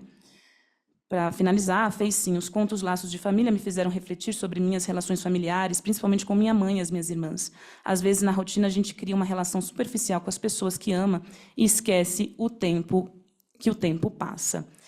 Bom, já finalizando, então, o Leitorado Guimarães Rosa de Assunção tem essa preocupação, né, no trabalho com o texto literário, porque é a minha formação, e eu acho que não tem como, né, desassociar, né, língua e literatura. E eu acredito que esse projeto foi um projeto que deu certo, né, porque nós conseguimos passar por todo o processo do Clube do Livro, que a etapa de encontro, de discussão dos contos é uma etapa, né, mas começa desde a sensibilização para aquele trabalho, né, já finalizando, que é feito muito pelo grupo de WhatsApp, por exemplo, onde a gente compartilha materiais e coisas nesse sentido, para que incentive os participantes a lerem os contos. Depois, a leitura do conto, que é um trabalho solitário, né, feito individualmente. Por fim, o encontro, né, de partilha, né, da vida, de saberes, onde a gente fala de tudo, problemas pessoais, política, literatura. E, por fim, a gente tem também um trabalho de expansão, que as redes sociais, nesse sentido, nos auxiliam muito, né? Então, compartilhamento de stories, as pessoas se sentem felizes de mostrar, olha, eu participo desse grupo, compartilho uma musiquinha, uma coisa pessoal, e isso acho que diz respeito também a essa identidade leitora, né? Então, foi um trabalho muito bacana, acho que a participação da Maria Eduarda, nesse sentido, fez uma diferença imensa, e é isso. Peço desculpas, tanto pelo meu atraso anterior quanto posterior, e agradeço a vocês pela escuta. Obrigada, graças, Aguie. Estava ensaiando esse Aguie, por isso que eu demorei, né? Que é Guarani. Obrigada, gente. Obrigada, Amanda. Eu gostaria de dar um aviso para vocês que nós vamos fazer o debate até meio-dia. De meio-dia até meio-dia e meia, nós temos um café aqui ao lado dessa sala, e meio-dia e meia a gente volta para a palestra da professora Janaína, tá bem? Quem tiver perguntas... Então, né, agradecer a vocês também, né, a todos vocês por ter essa disposição em vir até Quito também, né? E eu queria dizer que uma das sugestões, assim, uma das ideias, né, da organização nesses blocos é que a gente possa pensar depois no momento dos encaminhamentos como esses nossos bloquinhos, né, o bloco andino, o bloco do Cono Sur, né, como eles podem atuar mais, né, conjuntamente, né, em grupos de estudo, publicações, né. Então, acho que seria um pouco essa ideia também, né, da gente discutir não somente nesse momento agora, mas pensar também para os encaminhamentos do evento, né. Eu achei muito interessante todas as apresentações, né, claro. Me chamou muita atenção o trabalho com os gêneros que a Marcela fez, com esse trabalho do currículo também. Eu não sei se existe alguma coisa assim equivalente, tão sistematizada, como o Lattes no Brasil, no Equador. Não sei se não tem, né, uma plataforma assim, né? Então, isso é muito interessante, porque é uma coisa realmente nova que as pessoas precisam entender, né? E E o trabalho com a Clarice Lispector eu acho incrível, Amanda, muito, muito interessante. Aqui o pessoal gosta muito também desse conto do O Ovo e da Galinha. A gente trabalhou também muito com aquele conto da La Mujer Más Pequeña del Mundo, né, que é incrível também, né? E sempre o pessoal se engaja muito pelas leituras, né? Por mais que a Clarice seja uma autora muito conhecida, né? Isso não significa que ela seja lida, né? Então, eu acho bem importante esse trabalho que você fez. Né? E, bom, é isso. Obrigado. É, Pode fazer pergunta? Porque teve um delay aqui, desculpa, gente. Desculpa. Eu gostei muito da fala sobre internacionalização, tanto da Marcela quanto da Natácia, e eu só fiquei na dúvida se o edital ele é difundido pela embaixada, acho que é a responsabilidade da embaixada, né? E vocês se encarregam depois para fazer esse aspecto mais educacional, né? Digo isso porque me interessei para fazer essa difusão para os alunos, né?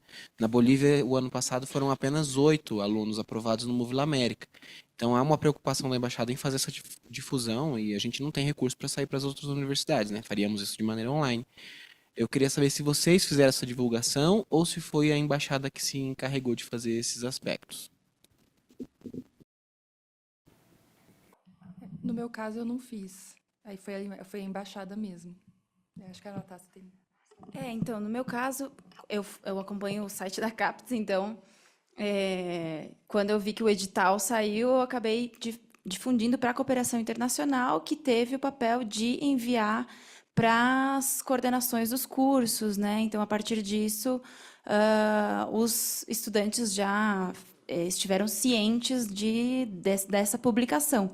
Mas também a embaixada divulgou para as universidades, né, esse próprio edital. Então, em duas instâncias, digamos, essa difusão, né? E, claro, eu esqueci de comentar antes, assim, porque por mais que esses alunos tenham participado das propostas, dos planos, nem todos participaram, os que se inscreveram, né? Ao final, foram 10 alunos aprovados no Móvel América, então 5 participaram das propostas e 5 não.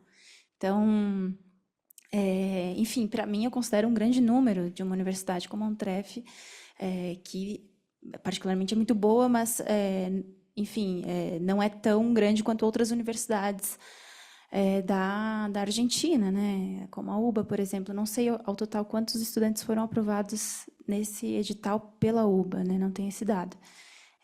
Mas, enfim, eu acho que é um papel nosso também, como leitores e leitoras, difundir e também propor atividades dessa natureza, né? Acho que é importante. Enfim, fica a ideia, né?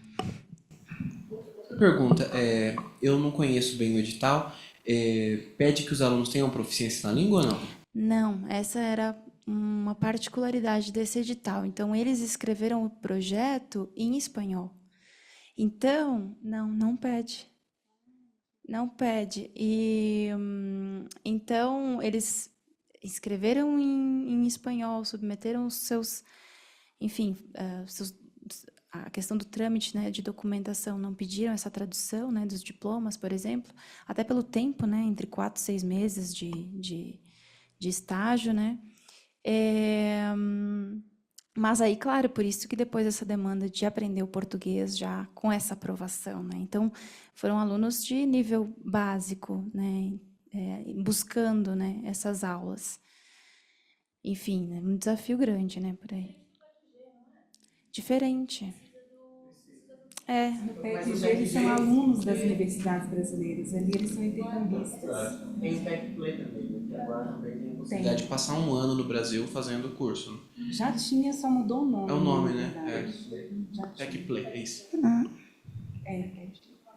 É. Mestrado 2 meses, doutorado 4, né? Agora, não, acho que não necessariamente. Tive aluno, no caso, que se inscreveram de mestrado com 4 meses, né? Acho que, no mínimo, 4 meses. Olha, legal, muito bem. Trabalhar nisso. Obrigado, viu, meninas? Valeu. Assim como também trabalhou a Amanda, né, com aspectos da internacionalização, também a Amanda e as 4 trabalham com a internacionalização, né? Os 4 trabalhos foram interseccionados na internacionalização. Muito bem, obrigado. Na verdade, é só uma sugestão. Pegando o gancho do que o Antônio falou, não só fazer esses trabalhos em relação às mesas, pensando no Corisul, comunidade andina, porque senão a gente fica de fora. Mas pensando, por exemplo, quem faz clube de leitura, né? E aí já fazer um trabalho disso, e quase todos fazemos clube de leitura, ainda que a gente não tenha mencionado, né, como trabalho principal, assim, e daria uma boa publicação. O Encontros Entre Contos, quando surgiu nessa perspectiva de unir em um clube de leitura os leitorados da América do Sul. Então, assim, cada encontro era mediado por um leitor, né? E aí a gente quis chamar os alunos de vários países, né, para poder participar. Então, talvez pensar uma expansão desse projeto conjunto seria interessante, né?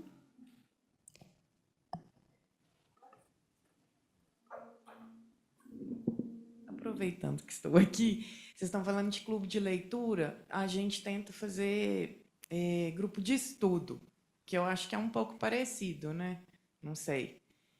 Vocês têm alguma coisa, tipo, para orientar, assim, metodologias ou alguma coisa nesse sentido? Porque a gente faz meio das nossas experiências, assim, no Brasil e o que a gente aprendeu lá. Mas não sei se existe alguma bibliografia ou alguma coisa nesse sentido. Eu tenho uma sugestão, Janaína, que seja o que eu acho que funciona bem, já tem funcionado comigo, é de trabalhar a leitura de um livro inteiro, assim, né? Não precisa ser um livro, né? Não precisa ser um tijolo, né? Mas um livro inteiro, começo, meio e fim, dentro daquela ideia do Marcos, né? Mas que nem vocês tenham lido, nem vocês, professores, tenham lido. E fazer, tipo, um grupo de estudo que sejam seminários, né?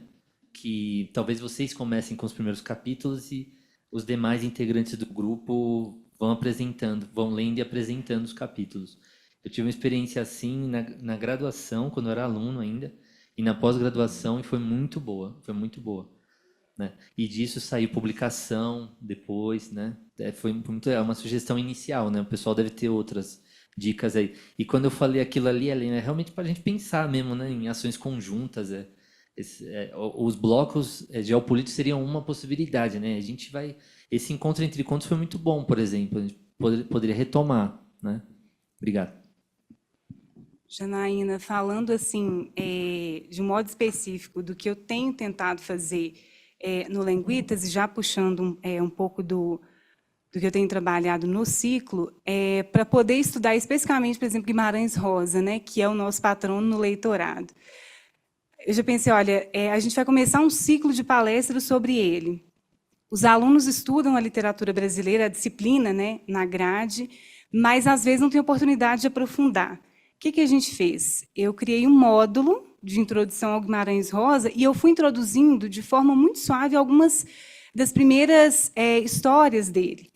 Então, eu particularmente, Camila, já vinha com uma preparação teórica para poder discutir com os alunos, mas ia lendo com eles em sala. Por exemplo, a gente começou uma trajetória com primeiras histórias. A gente nunca começa de Grande Sertão, por exemplo, que para eles é mais difícil, né? Para brasileiro é difícil, para eles também. Então, a gente começou, por exemplo, com primeiras histórias. E a gente sentava para ler, para poder discutir. E desse livro de contos, Primeiras Histórias, a gente leu Famigerado, Soro com Sua Mãe e Sua Filha, A Terceira Margem do Rio, fizemos esse recorte nesse livro. A gente discutia semanalmente, ia para fórum, para eles poderem também dar suas observações. Às vezes, quando eu vi que tinha algum texto teórico que era mais leve, algum ensaio que dialogasse, eu pedia que colocassem fichamentos no Classroom, isso já facilitava bastante também. Agora, nesse momento, a gente está com a leitura de Campo Geral, que é a primeira parte de Corpo de Baile, né, que é a primeira parte de Manuelzão e Miguelim, e dentro está a novela Campo Geral, que é também uma narrativa um pouquinho mais leve para eles poderem começar. Então, eu já comecei a ler com as meninas, com as alunas, são alunas, e aí eu vou colocando pistas para elas ficarem curiosas, como se fosse uma série. Gente, mais para frente vai acontecer alguma coisa com o Dito. O pai do Miguelim fazer alguma coisa. E aí elas ficam curiosas. Ah, mas fala. Eu falei, não vale buscar resumo, você vai ter que me falar na aula.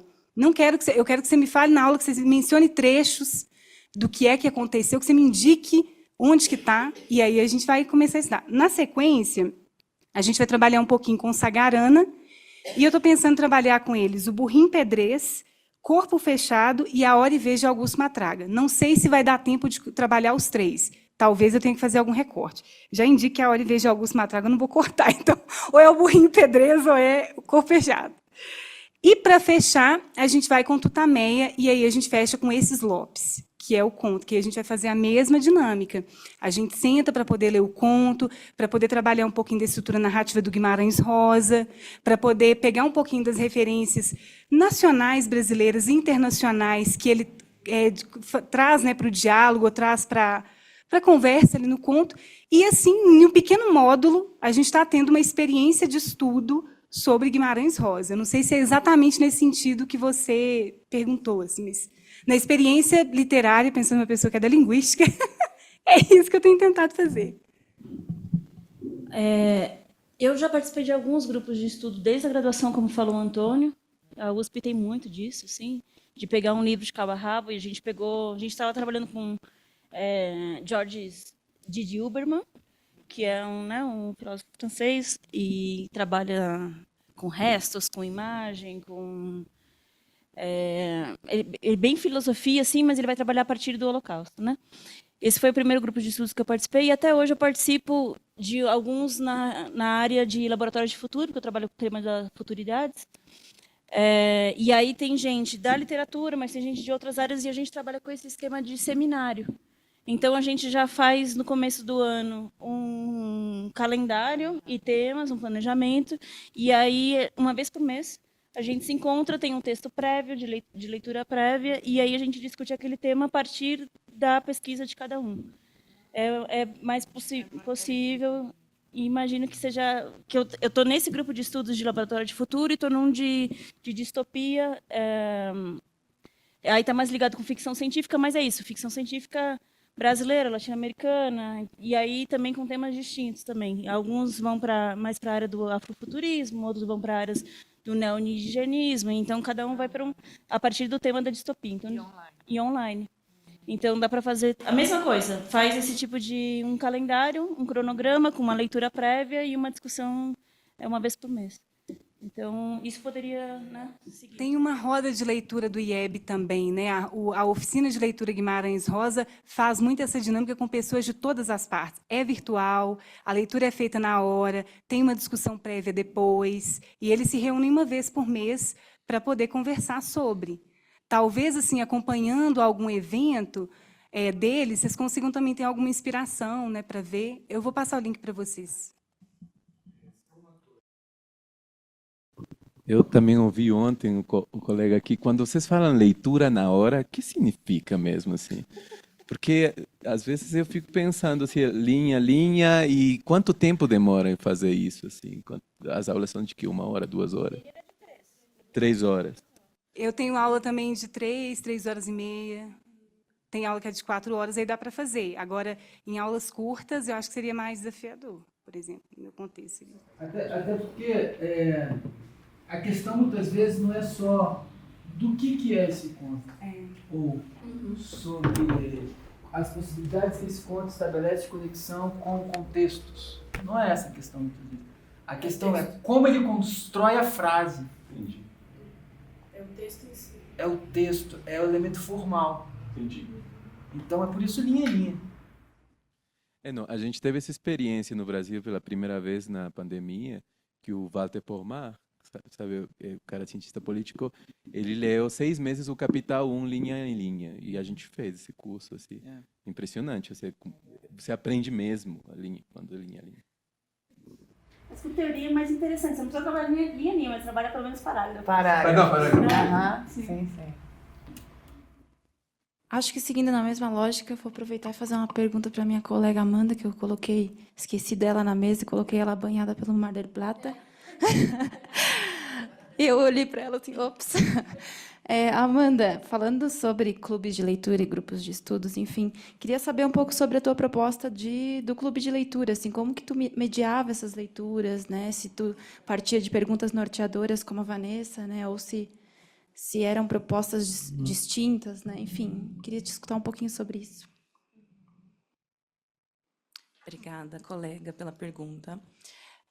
Bom, com relação a essa edição, né, que nós tivemos a participação da Maria Eduarda também como uma das organizadoras, então nós nos dividíamos nessas tarefas de mediação, né? Então, normalmente, nós fazíamos uma introdução àquele conto, né? Então, no sentido de inseri-lo dentro daquela obra e aquele contexto. Então, havia uma apresentação assim mais teórica, né? E aí a gente já partia para as impressões, né? Então, quais as impressões de vocês, né? Então, uma vez que esse trabalho teórico era um aspecto mais difuso, ele estava ali também, mas não era a prioridade, os próprios participantes acabavam por conduzir os encontros, sabe? Então, praticamente, nós não precisávamos fazer muito, porque, né, isso já acontecia assim, naturalmente, pelo menos nessa edição, né, acho que o trabalho com contos propicia, né, essa espontaneidade, essa facilidade. O que eu achei muito prazeroso e eu considero como uma atividade que deu certo por conta disso é a confiança que esses participantes tiveram em compartilhar aspectos muito pessoais, sabe? E eu acho que o Clube do Livro, né, nessa edição, também se tornou um espaço seguro para que as pessoas pudessem compartilhar os seus medos, né? Então, por exemplo, a Hora da Estrela, né? O último encontro, mas também vai dialogar com, sei lá, perdoando Deus, né? Enfim, a questão da morte, né? Que é um tema que eu gosto bastante, mas das pessoas poderem ter a liberdade de dizer, não, eu penso na minha morte, eu tenho medo disso, eu fico fritando, né, entre aspas, nisso, é uma preocupação, sabe? Você tem um espaço onde você não vai ser julgado, né? Então, havia aí dois momentos, né? Um momento inicial, introdutório, que era esse momento mais teórico, que era uma preocupação, sobretudo, minha, porque eu acho que pelo menos, interessante, né, poder propiciar isso, porque há também estudantes da licenciatura que participam desse encontro, mas depois a gente acaba conduzindo para algo mais livre, né, mais subjetivo, né? Mas só queria fazer um comentário em relação à pergunta de vocês, né? Eu participo de um grupo de pesquisa que também é um grupo de estudos, que é o Literatécnica, que nós estudamos textos de Deleuze-Guattari e Nietzsche, né? Que é o meu foco assim dentro de literatura e filosofia, e dá muito certo esse trabalho com o texto na íntegra. Nós nos reunimos para ler o texto, sabe? Assim, semanalmente. Nós lemos o texto juntos, sabe? E, às vezes, repetimos aquela leitura, assim, sabe? Início do ano a gente leu aqui o Antiédipo, fim do ano relemos, e eu acho que é muito bacana nesse sentido. Não tem nada a ver com o nosso trabalho, né, do Clube do Livro, que tem esse viés, enfim, mais espontâneo, mas é uma prática que eu acho bastante pertinente, né? Concordando aí com os colegas. Gente, a gente precisa encerrar pelo horário, mas podemos conversar no café ao lado. Agradeço muito a mesa. Obrigada também pela generosidade. Também é algo nosso, né, de querer estar aqui, Antônio. E você tem razão acho que é uma coisa coletiva, todos nós nos empenhando para que isso acontecesse. Espero que isso possa se repetir, né, em algum outro país. Enfim. Obrigada, gente, a todos.